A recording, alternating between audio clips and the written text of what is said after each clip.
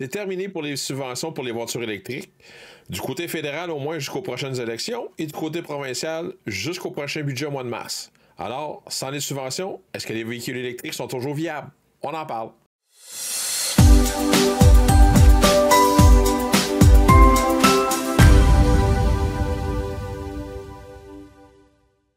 Salut, c'est Yannick de chez Bourgeois Chevrolet. Bienvenue à Révolution Évolution VE. J'espère que vous allez bien.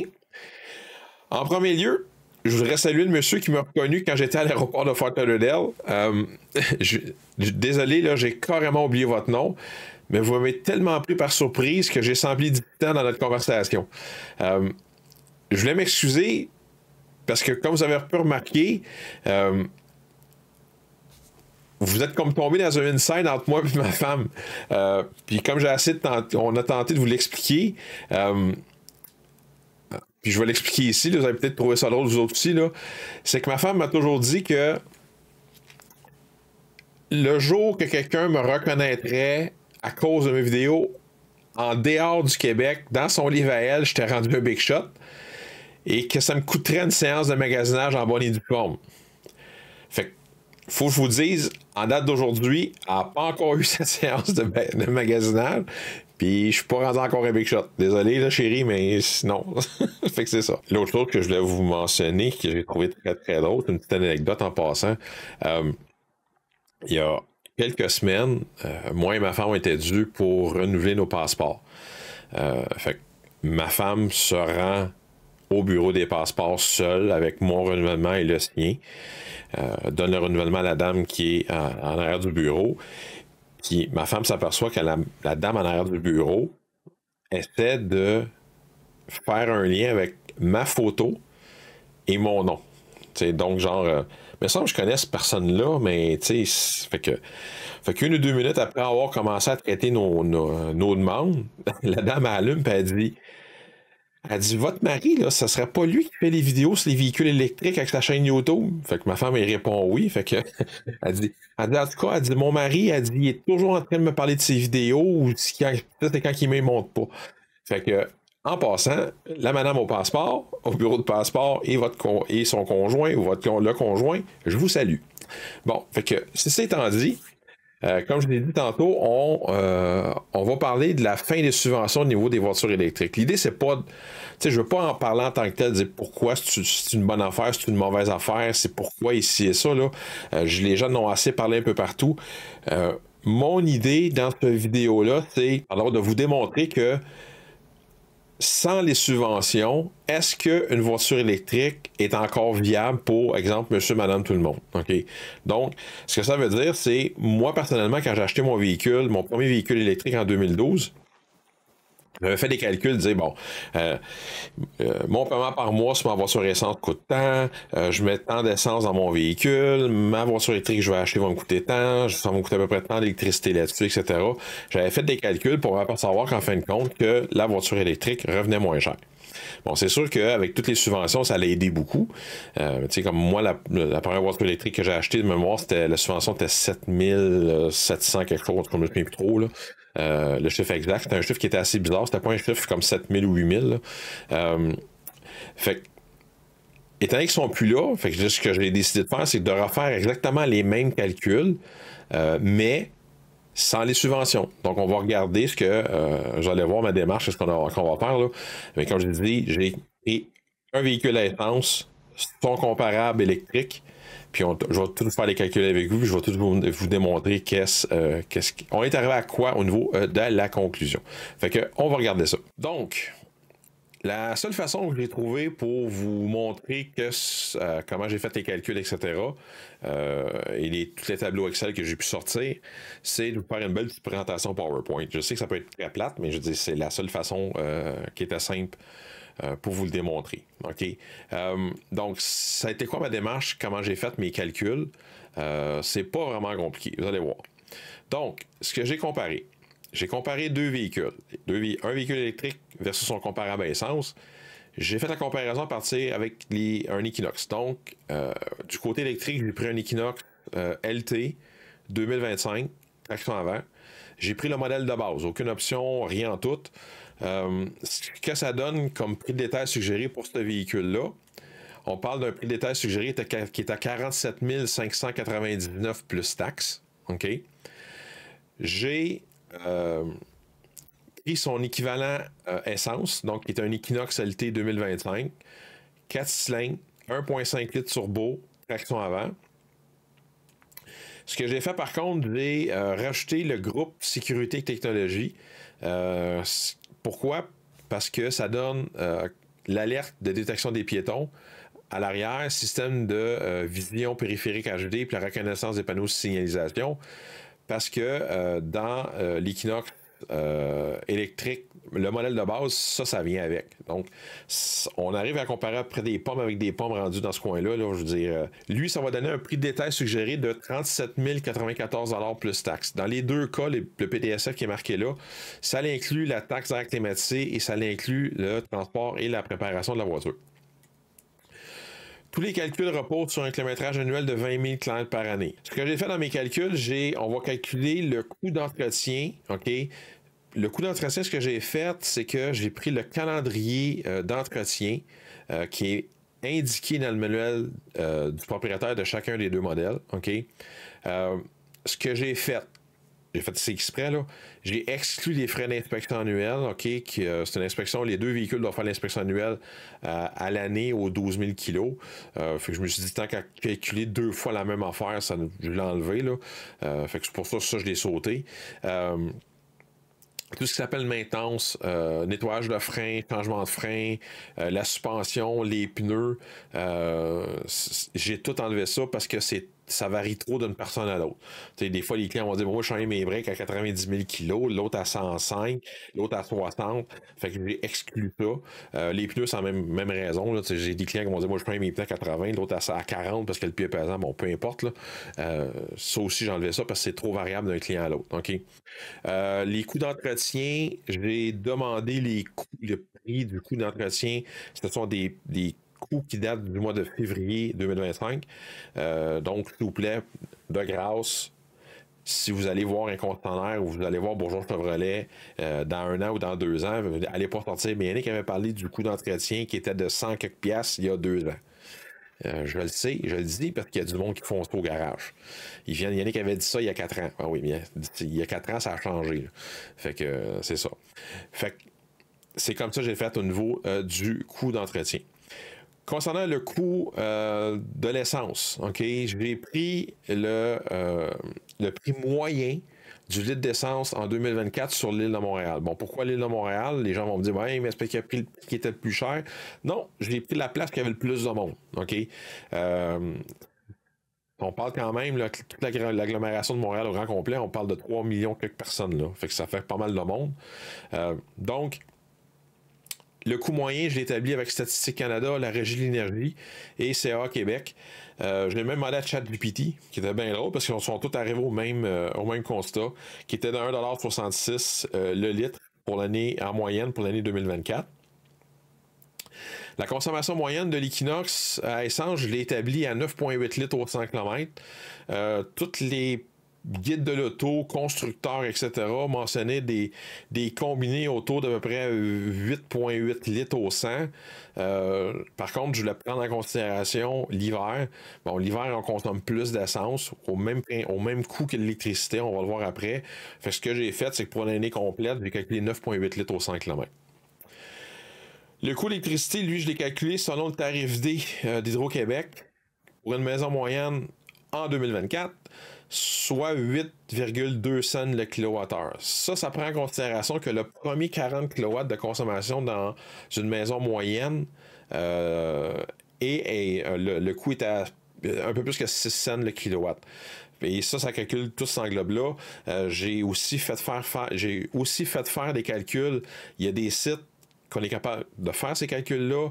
Ce qui est drôle aussi, je me aussi servi de ChatGPT. Donc, ce qui arrive, c'est que eux arrivaient à 8,2 cents de kilowattheure. Ça prend en considération toujours le même principe que j'ai un véhicule électrique à la maison et qui consomme 21 kW au 100 km puis qui fait 20 000 km par année. Donc, eux autres sont arrivés, tout le monde est arrivé dans le calcul à 8,2 cents de kilowattheure. La consommation d'électricité de l'Equinox électrique, je l'ai établi à 21 kWh par 100 km. Là aussi, guide spécialisé, constructeur, etc., me donnait une moyenne d'à peu près 18,8. J'ai posé des questions, j'ai fait. C'est pas une affaire scientifique que j'ai faite, là.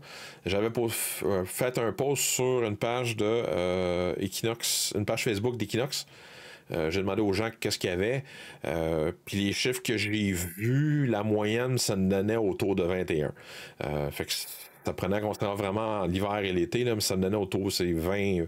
Je pense que le chiffre exact que j'avais c'était 20,8 ou 20,9. Je ne sais pas qu'on s'est baissé, que je l'ai mis 21.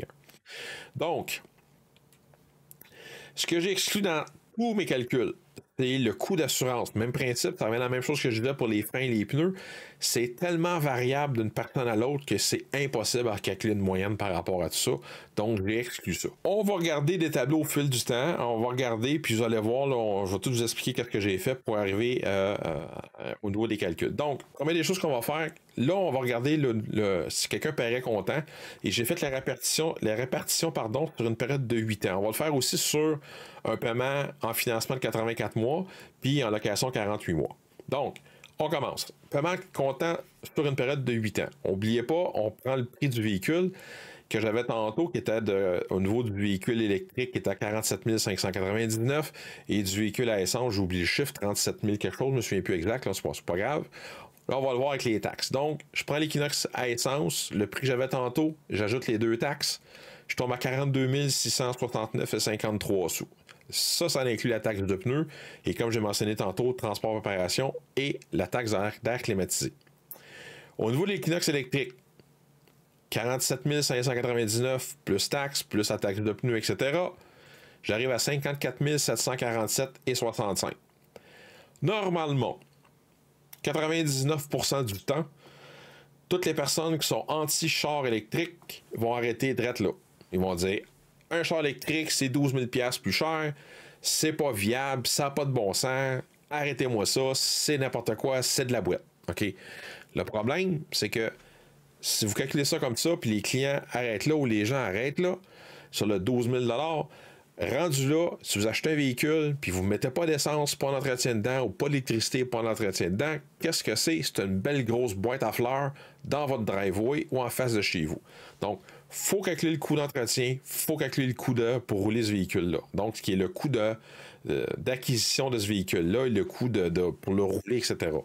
Donc, le coût d'entretien, on va regarder ça, OK, au niveau du l'Equinox à essence et l'Equinox électrique.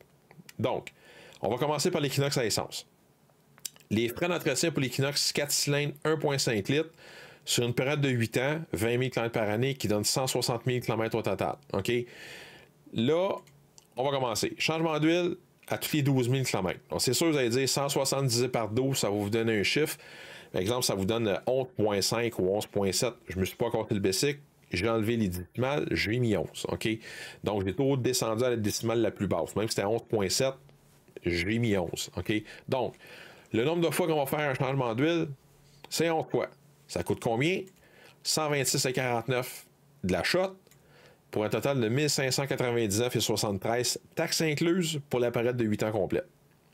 Après ça, filtre à cabine aux 2 ans ou 36 000 kg. On va le faire combien de fois? 4 fois. Ça coûte 57,49. 264,40 faire le changement de filtre à cabine aux 2 ans 36 kg. Là, je sais qu'il y a des gens qui vont me dire ouais, mais moi, je me casse pas le BC, je le fais tout seul. C'est correct, vous le faites tout seul. Là, on prend ce qui est dans le manuel du propriétaire, on prend une personne qui vient toujours en concession. Parce que si vous êtes capable de le faire tout seul, vous êtes capable de le faire tout seul sur un véhicule électrique, vous êtes capable de le faire tout seul sur un véhicule à essence. Donc, c'est le client vient toujours en concession faire ses entretiens. Pardon. On va faire changer les bougies toutes les 96 000 km. Donc, on va le faire une fois. Ça va coûter 299,95 de changement de bougie pour 344,87. Donc, on va qu'on le fait une fois pour les 8 ans. Ça inclut les taxes toujours. Le Prestone, on va faire changer le Prestone à tous les 6 ans ou à tous les 240 000 km. Donc, on va le faire une fois. Il coûte 219,95 pour 252,89 taxes incluses.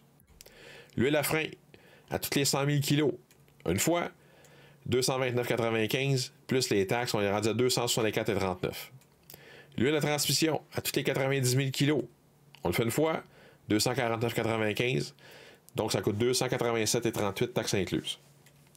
Finalement, le filtre à air pour l'amateur à tous les 24 000 kg, on va le faire 7 fois, 119,95 la shot, 965,39 taxes incluses.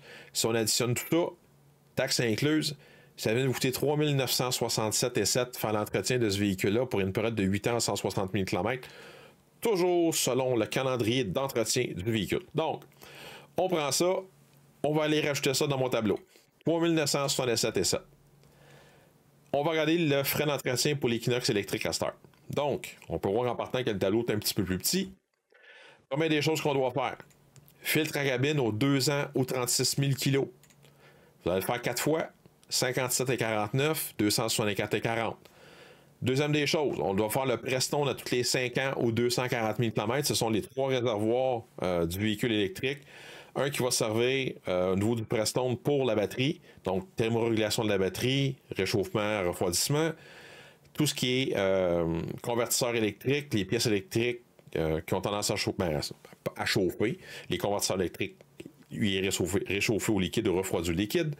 Et finalement, tout le système de chauffage, bien, une portion du système de chauffage parce que l'Equinox a une thermopompe.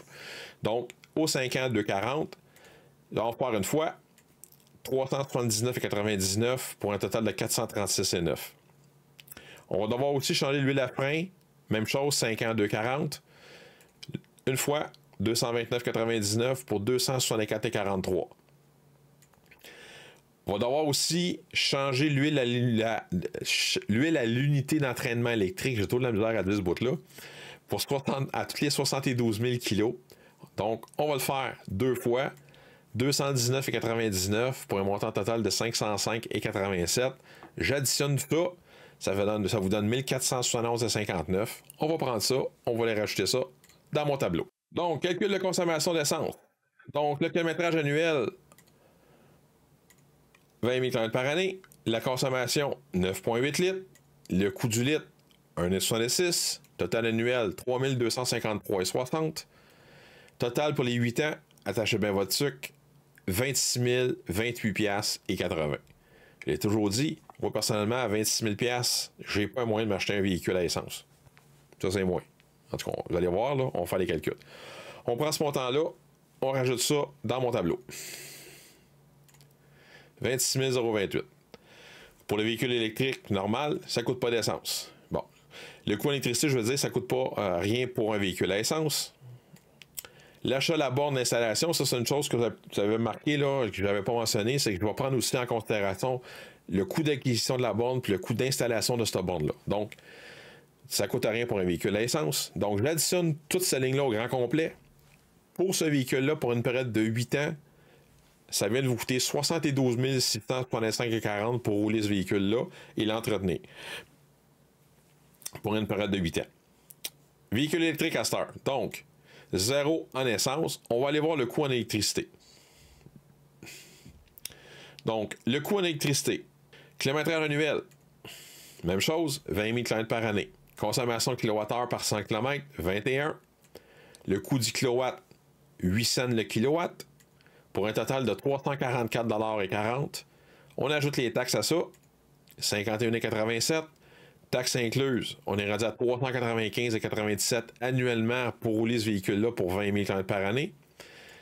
Total de 8 ans, taxes incluses, 3167,79. Donc, c'est ça que ça vous coûterait pour rouler un véhicule électrique. Là, je vois aussi les gens vont peut-être me dire « Oui, mais là, l'été, je me charge des bornes de recharge rapide, ça me coûte plus cher. » Oui, je suis tout d'accord avec ça, ça coûte plus cher. Mais je voulais pas commencer à embarquer là-dedans, là, OK. Donc, maintenant, on va regarder le calcul du coût d'achat de la borne puis de l'installation. Donc, c'est pas vraiment compliqué ce que j'ai fait. J'ai regardé les bornes qui existent sur le marché présentement. J'ai fait une moyenne. En moyenne, on peut dire qu'une borne, ça coûte 999 $. L'installation moyenne, j'ai posé la question à 2-3 électriciens pour leur demander ça coûtait en moyenne, selon eux, ce que ça coûtait faire une installation pour une résidence. La moyenne, je l'ai établie à 1250 $. On tombe à 2249 $. Les taxes, 336,79 pour un total de 2585,79. On va prendre ça, on va aller rajouter ça dans mon tableau. Donc, 2585,79. Donc, je l'additionne tout ça ici. On est rendu à 61 957,73, qui fait une différence sur une période de 8 ans de 10 707,65 de moins pour acquérir, rouler et entretenir une voiture électrique versus le même véhicule du côté à essence. OK? Donc, on parle vraiment, comme je vous ai dit, c'est 10 707 piastres, là. OK? C'est 10 000 OK? Fait que les gens qui me disent d'avoir un véhicule électrique, c'est pas viable, c'est pas rentable, on a la preuve d'être là. OK? Donc, on va aller voir qu'est-ce que ça donne à partir du moment qu'on fait un financement automobile. OK? Est-ce que c'est aussi rentable en se mettant à calculer les taux d'intérêt, etc.? Donc, on va aller voir ça. On va changer de place. Bon.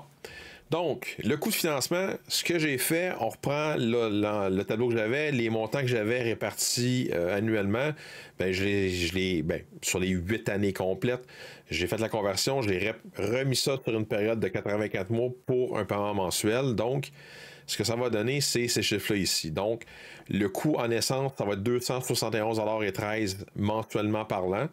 Il n'y a pas de coût d'électricité, pas de coût d'achat de borne. Pour l'Equinox électrique, le coût d'entretien mensuel, lui, ne changera pas parce que pour une période de 7 ans, parce qu'on va calculer l'entretien sur 7 ans, 84 mois ou 140 000 km, on va prendre les mêmes parts au niveau des entretiens du véhicule. Donc, je ramène ça sur une période de 84 mois. Ça coûte 17,52 $. Il n'y a pas de coût carburant. Le coût d'électricité, c'est 33 $ par mois. Puis le coût de l'achat de la borne, quand je répartis ça, je remets ça sur une période de 84 mois, c'est 30,78 $ par mois.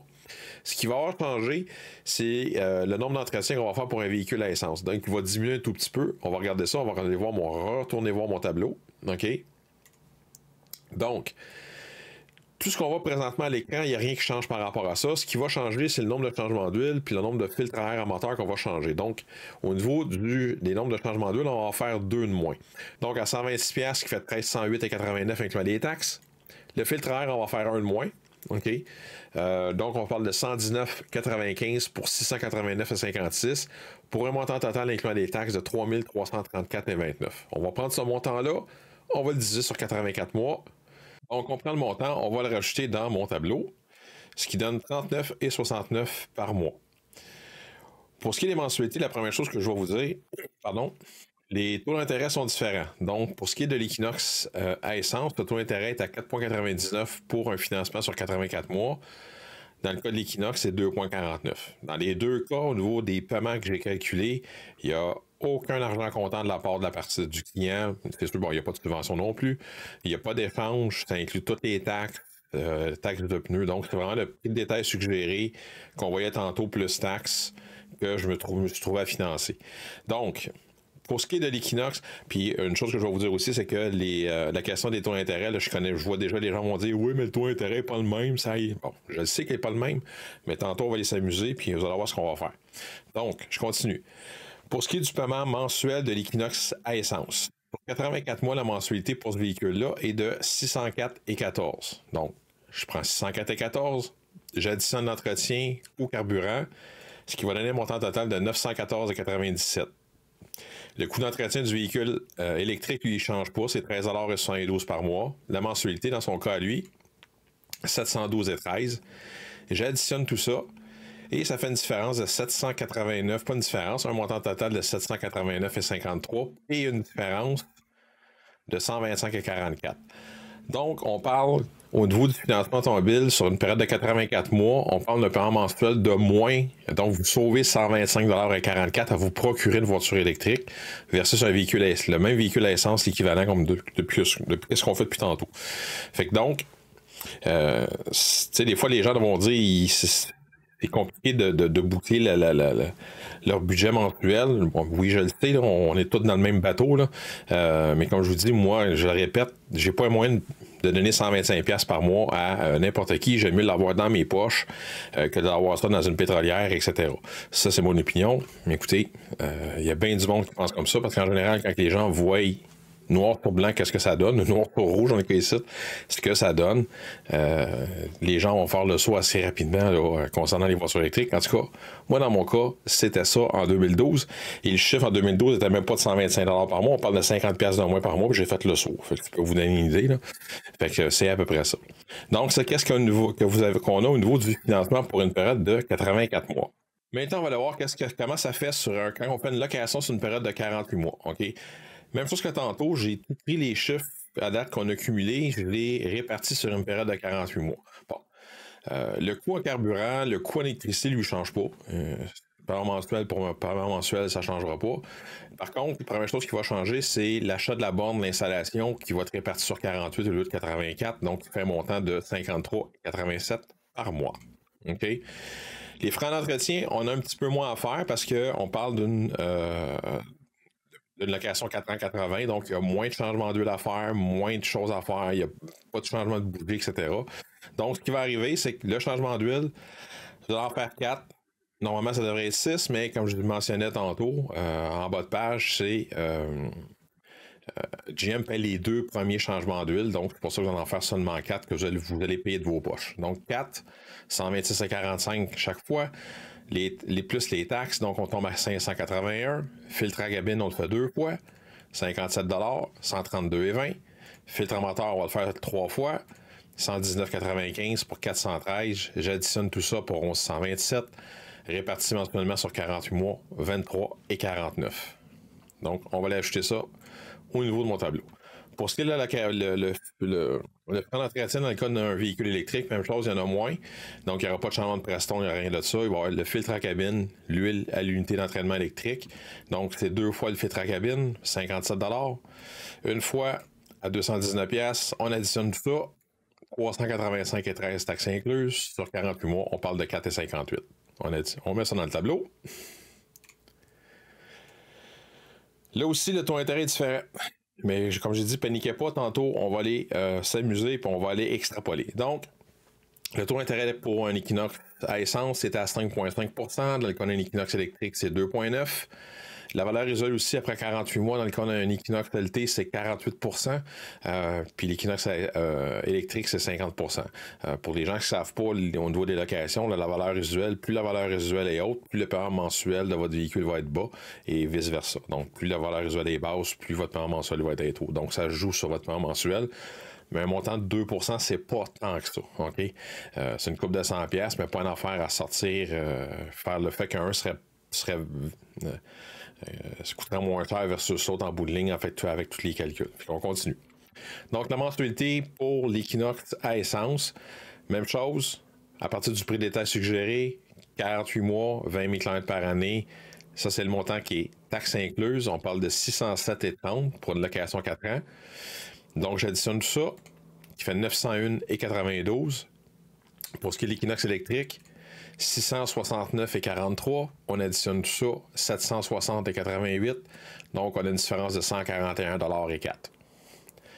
Mais faites comme vous voulez, 141,04 $, ça vient payer des assurances automobiles en général de bien du monde. OK? Mensuellement parlant, là, à 141$, ça commence à être des coûts d'assurance qui commencent à être un petit peu au-dessus de la norme. Donc, l'Equinox, que ce que je lui ai dit, là, comme que ce que je fais. OK? Fait que c'est à peu près ça pour ce qui est de ça. OK?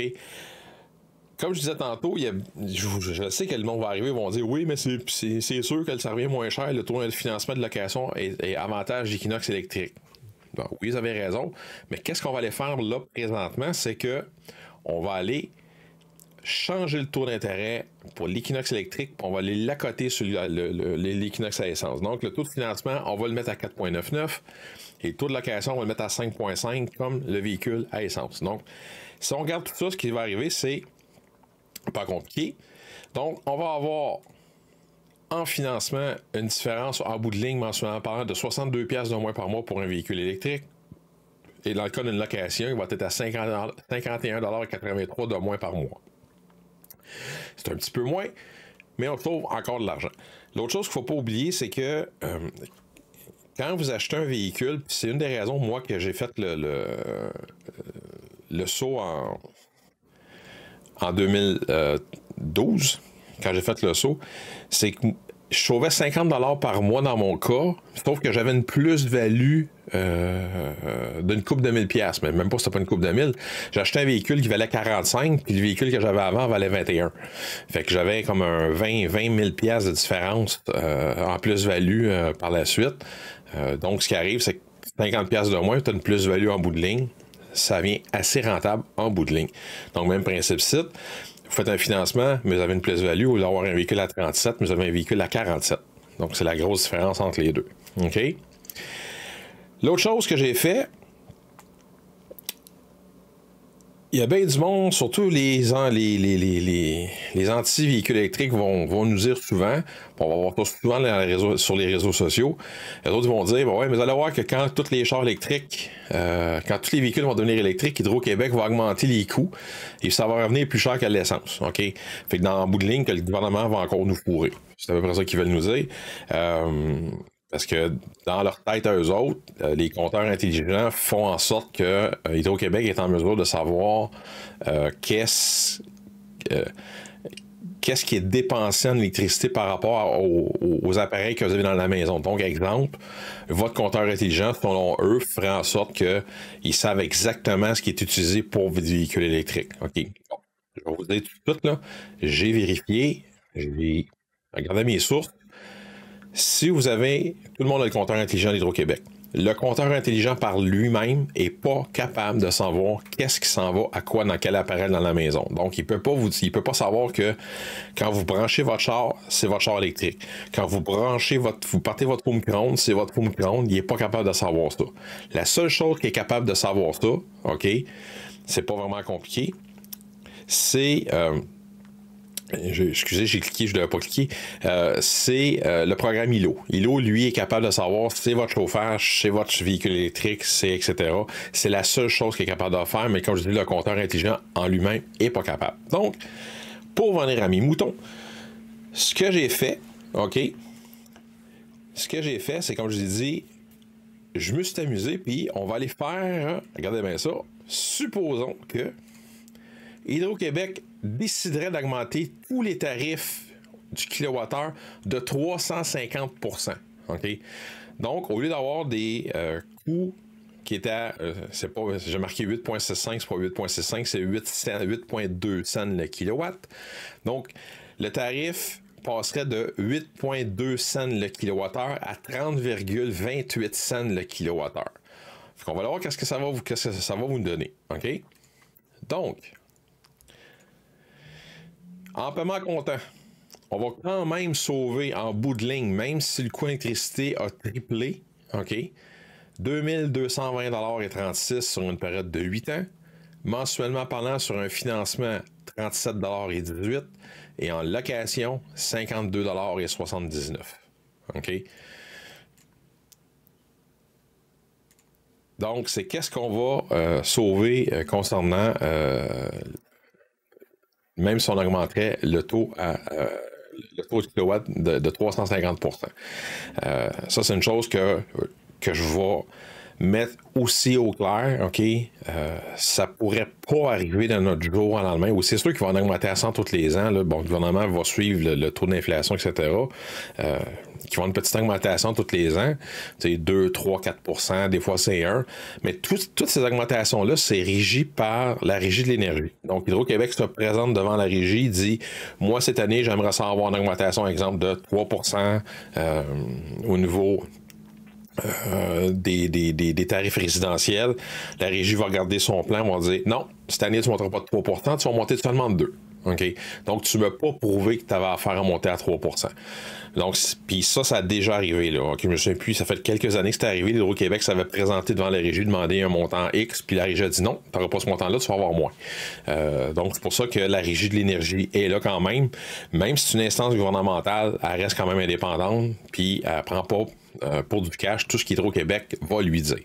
Fait que ça, c'est le petit grain de sel et le petit...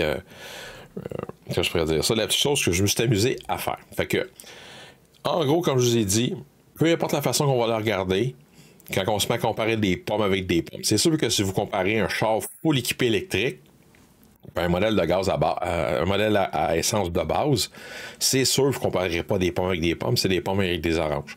Mais si vous prenez le temps de regarder le même véhicule, donc vous magasinez, puis vous dites, ben moi je vais regarder tel équipement dans mon véhicule, regardez essentiellement les mêmes équipements dans votre véhicule électrique.